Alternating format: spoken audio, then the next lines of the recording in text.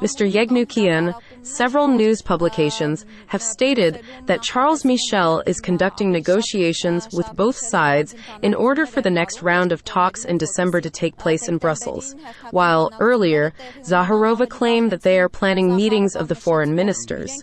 Apparently, both sides are showing interest in this matter, and it is up to Nicole to decide which one he prefers. The current opinion is that recently, Nicole's preference lies with the West, although he officially stated that Armenia has no plans on changing its course, yet he still prefers to go to the West. His latest visits are a testimony, as they have been mostly to Western nations. How would you comment on this, Mr. Yegnukian? Yes, but what is curious is that when asked if such a meeting was planned, Pashinyan clearly answered that he did not receive an invitation from Charles Michel.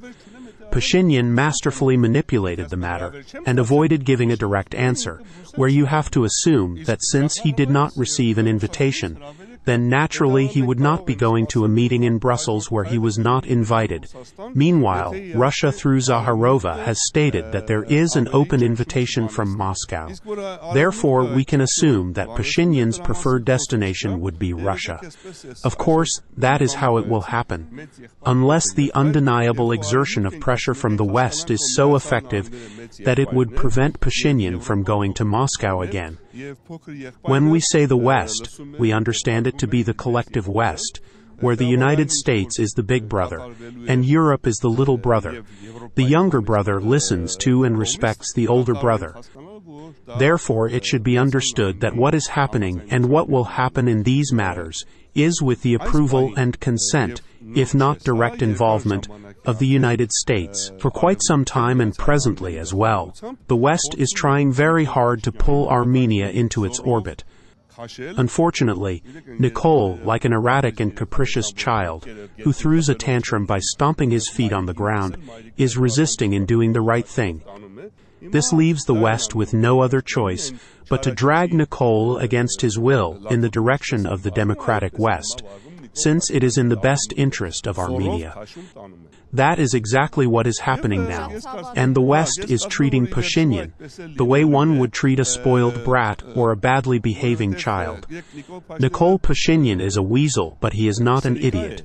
Smart bastards, as a rule, are more dangerous than stupid ones, since the smart ones always find ways to maneuver and prolong their miserable existence. Realizing that both the West and Russia are dissatisfied with his indecisiveness and disgruntled for his acrobatics of walking a tightrope, Pashinyan's only purpose at this time is to prolong his political life as long as possible. Pashinyan will not be able to keep up this balancing act much longer, since both sides are utterly disgusted with him. Unfortunately, we are the ones who suffer, since as long as Nicole is still in power, our problems drag on, and we will have more and more losses. The question of the 8 enclaves is the next looming problem that will result in more losses for us, since Pashinyan has already stated that those 8 enclaves are Azerbaijan's. Thus, by giving Aliyev the go-ahead to take those enclaves, Pashinyan has gifted Aliyev another lever of putting pressure on Armenia. Taking those enclaves will inevitably create a volatile situation culminating in a new armed conflict. Aliyev most likely will use Nicole's gift of enclaves and the threat of force in taking them as a bargaining chip to pressure Armenia in giving Aliyev his most desired prize. That is the Zangezur corridor. Do you think it will happen in the near future? I think it depends on Aliyev, because Nicole Pashinyan has already given Aliyev the green light to take those enclaves.